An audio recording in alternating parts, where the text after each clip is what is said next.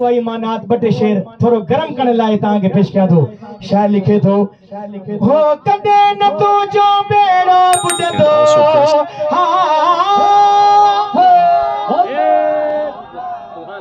अरे पीलें तमाम से मुसा मिली करे पढ़ाई दो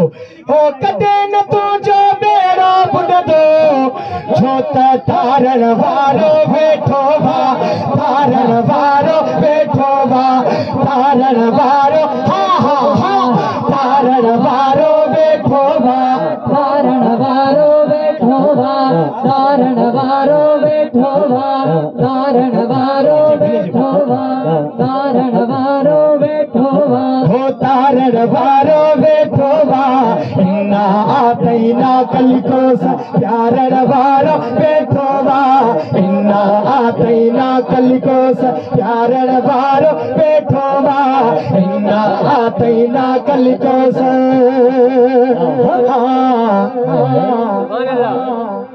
हाणे ॿुधो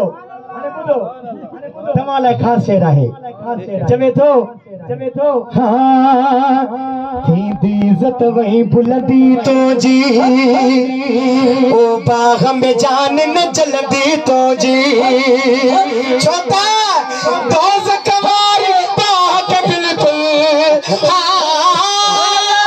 दोज़ख वारी बाग बिल्कुल ओ थारण वारो बैठो बा हथ खड़ी करे थारण वारो बैठो बा थारण वारो बैठो बा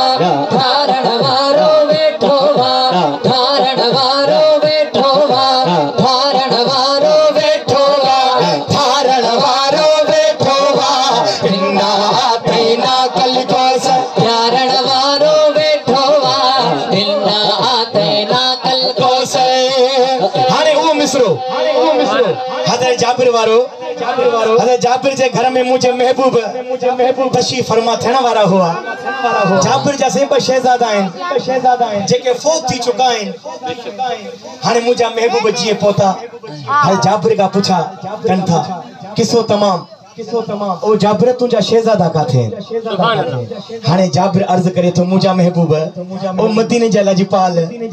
तव्हां आया मूंखां वधीक अवां पाण ॼाणींदा हूंदा त मुंहिंजा बचा किथे आहिनि मुंहिंजो महबूब फरमाए थो जाबिर परेशान छो थियो आहियां मां महबूब जो अची वियो आहियां लिखे थो जाबिर जा पुट मुअल हुआ बई ओ महबूबन खे ख़बर अॻेई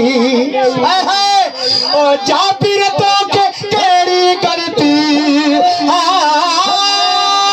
जाबिर तोखे कहिड़ी करती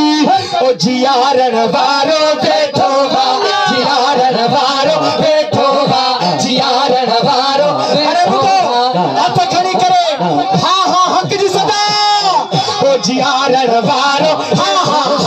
जियारण वारो जियारण वारो बैठो बा जियारण वारो बैठो बा जियारण वारो बैठो बा इन्ना आतैना कलिको प्यारण वारो बैठो बा इन्ना आतैना कलिको प्यारण वारो बैठो बा इन्ना आतैना कलिको प्यारण वारो बैठो बा इन्ना